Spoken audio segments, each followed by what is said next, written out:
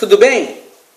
Queria deixar uma mensagem objetiva para você sobre fé cristã e muitas vezes sobre o pensamento filosófico que as pessoas tentam, através dele, alimentar-se no seu intelecto, alimentar-se no seu cognitivo, mas que realmente não condiz com aquilo que nós chamamos de regra de fé. Aqui no capítulo 11 de Hebreus tem um versículo muito conhecido da palavra, o verso 1, que pretende ser uma definição de fé. Ora, a fé é a certeza daquilo que esperamos e a prova das coisas que não vemos. Pois foi por meio dela que os antigos receberam bom testemunho. O que está dizendo a palavra? Que fé é sinônimo de certeza. Se fé é sinônimo de certeza, porque fé é a certeza daquilo que esperamos, mesmo que nós não estejamos vendo com os olhos do nosso corpo físico, com os olhos da psicologia, com os olhos do intelectualismo, com os olhos do pensamento filosófico, mesmo que nós não estejamos entendendo o que significa crer nesse invisível através da mente, nós entendemos perfeitamente o que significa ter essa certeza quando nós olhamos para um Deus que é vivo através da nossa fé, através do olhar espiritual. Se há corpo animal, se há intelectualidade, se há em nós muitas vezes um Tomé querendo crer, ver primeiro para depois crer, existe também em nós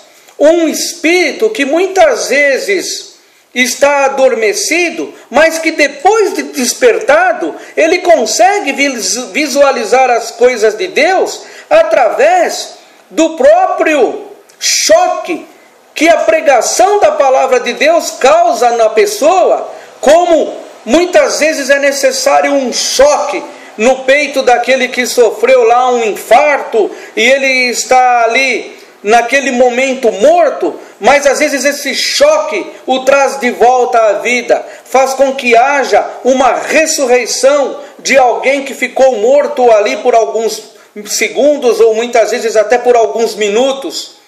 Eu quero te dizer, meu querido, que existe a maneira correta de se obter fé. Se obter fé, porque a fé ela não é criada pelo homem para o próprio homem. A Bíblia diz que a fé é dom de Deus. É Deus que dá essa fé. Mas Deus dá essa fé, Deus concede essa fé através de um canal, através de um caminho. E esse canal e esse caminho é através do desejo do seu coração de querer entender Deus, de querer receber Deus, de querer ter Deus, mas mesmo que ele não seja visto com os olhos da intelectualidade. Existe muita divergência entre pensadores, livres pensadores intelectuais, como houve lá no início com Tales de Mileto, que é considerado aí o pioneiro, o pai da filosofia. Foi quando a filosofia ela rompe com o misticismo, ela rompe com a religião, ela rompe com a mitologia, e ela decide, através do pensamento, encontrar a verdade, entre aspas, através do raciocínio lógico.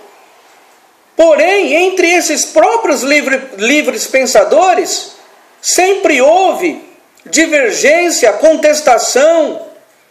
Esse Tales de Mileto, ele disse, por exemplo, que tudo surgiu da água, que todas as coisas são originárias da água.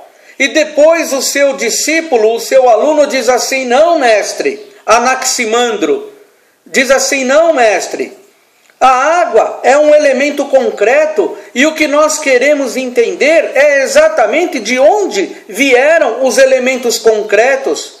E esse Anaximandro diz então que todas as coisas vieram de algo que nós não conhecemos, de algo indeterminado, de algo que não tem limites, de algo sem limites. E ele chama esse indeterminado e esse sem limites de apeiron, que é a palavra grega para dizer indeterminado e sem origem, sem limites.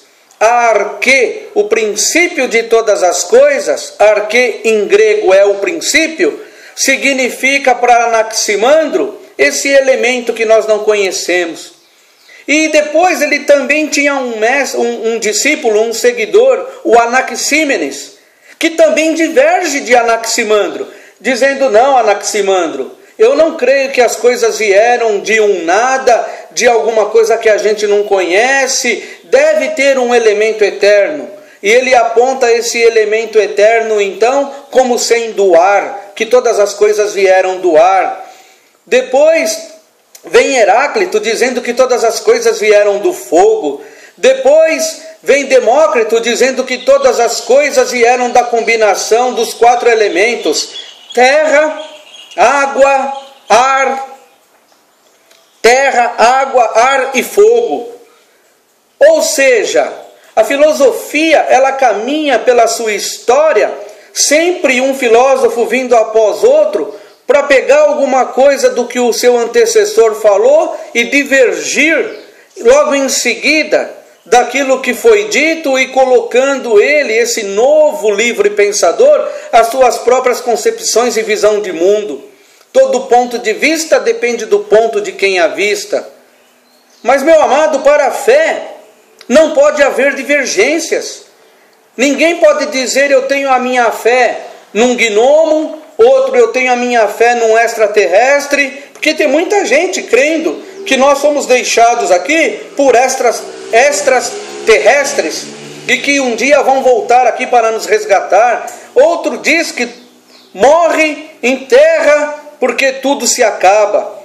Outro diz que há reencarnação, que voltaremos aqui em outros corpos, em outras vidas, para aperfeiçoar a nossa alma, até que ela seja liberta deste corpo que é invólucro e prisão da alma.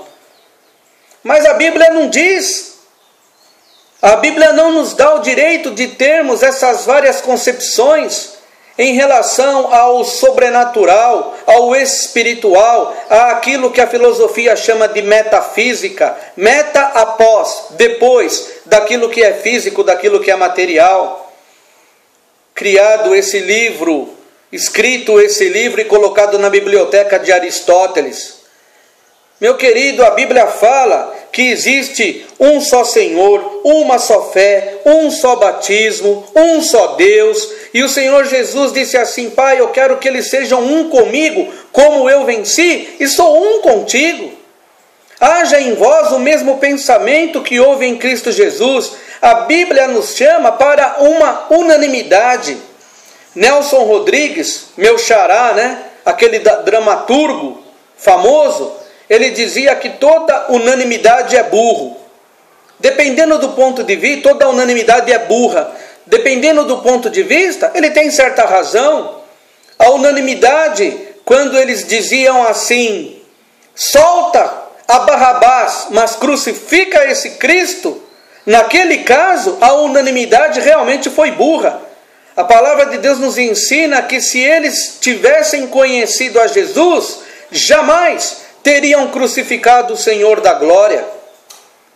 Mas eles preferiram um criminoso no lugar de Cristo e ainda disseram: o seu sangue caia sobre a nossa cabeça e a cabeça dos nossos filhos. Mas a unanimidade, ela deixa de ser burra quando essa unanimidade está em Cristo Jesus. Quando Ele nos chama para ser membros do corpo do qual Ele é o cabeça.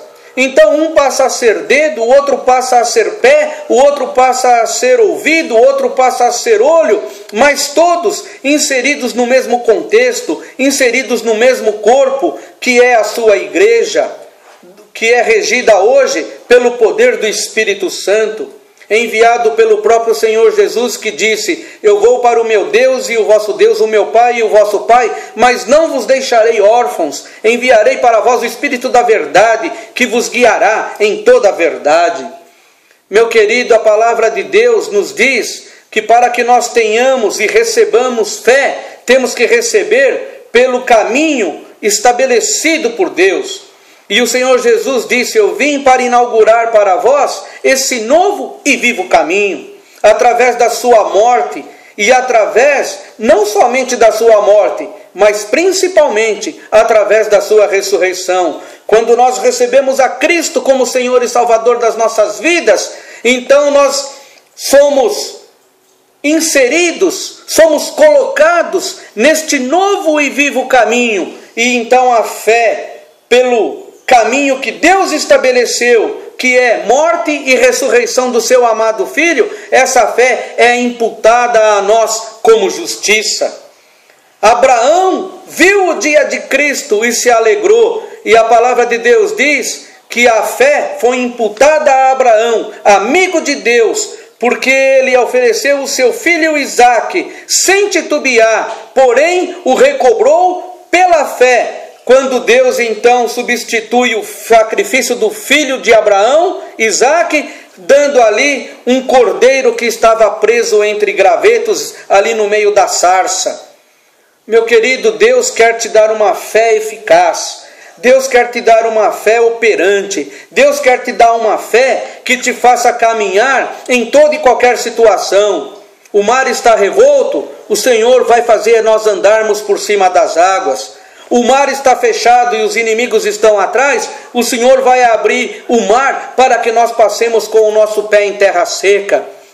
Está faltando pão, está faltando suprimento, está faltando o pão de cada dia. Jesus falou assim: buscai o reino de Deus em primeiro lugar e toda a sua justiça, e as demais coisas os serão acrescentadas. O salmista disse assim: eu sou velho, já fui jovem, mas eu nunca vi ninguém que creu em Deus, que buscou o Senhor, mendigar o pão. O Senhor Jesus disse: eu sou o pão vivo que desceu do céu. Quem se alimentar de mim, viverá por mim. E nem só de pão viverá o homem, mas viverá de toda a palavra que sai da boca de Deus. Jesus passou um jejum de 40 dias e 40 noites no deserto. Teve fome, teve sede, mas recusou a oferta de Satanás. E os anjos vieram e o serviram. Nós passamos às vezes um tempinho aí, meio que comprometidos com o nosso orçamento, com as nossas contas, de repente ficamos aí desempregados, ou então os nossos negócios parece que de alguma forma ali dá uma parada e a gente não consegue efetuar nossas vendas, realizar nossos negócios, mas a palavra de Deus nos ensina que confiando nele, como Jesus confiou nele naqueles 40 dias e 40 noites de deserto, num dado momento, esse jejum vai passar, essa tentação de nós querermos buscar recursos no Egito e em outros lugares também vai passar, e quando ele ordenar, os anjos virão e nos servirão. Será num abrir e piscar de olhos, porque a Bíblia diz que o choro pode durar uma noite inteira, mas a alegria vem pela manhã. E se ele também não quiser abençoar? E se ele também não quiser enviar o livramento? O apóstolo Paulo disse assim: eu já aprendi a viver no pouco, no muito, no nada, e todas as coisas contribuem conjuntamente para o bem daqueles que amam a Deus. Meu amado, eu quero que você entenda que se você confiar no Senhor, entregar o teu caminho a Ele, e disser de coração: Senhor, haja o que houver, e a que preço for, eu e minha casa serviremos ao Senhor, pode ter certeza que Ele vai mandar daqui a pouco você jogar uma rede lá num pedaço de mar, que mesmo que você tenha passado a noite inteira sem pegar nada, você vai jogar essa rede naquele pedaço de mar e você vai colher segundo a palavra dele. Você vai tirar, vai pescar segundo a palavra dele 170 peixes grandes, enormes, que vão fazer esses barcos quase irem a pique. Você vai jogar o anzol e da boca do primeiro peixe que você pegar no mar, você vai tirar o recurso que vai pagar por você e vai sustentar a tua fé em Jesus. Fique com Deus, confia no Senhor, porque Ele é muito mais do que um extraterrestre, do que um gnomo ou do que um Deus de pau e de pedra. Livre-se de confiar na sua própria intelectualidade, livre-se de confiar no seu próprio cognitivo, porque as coisas de Deus, a fé que vem do Senhor, vem pelo caminho que Ele estabeleceu, pelo caminho espiritual, e não pelo caminho que você quer atingir através do seu raciocínio. Fique com Deus e até a próxima, em nome de Jesus.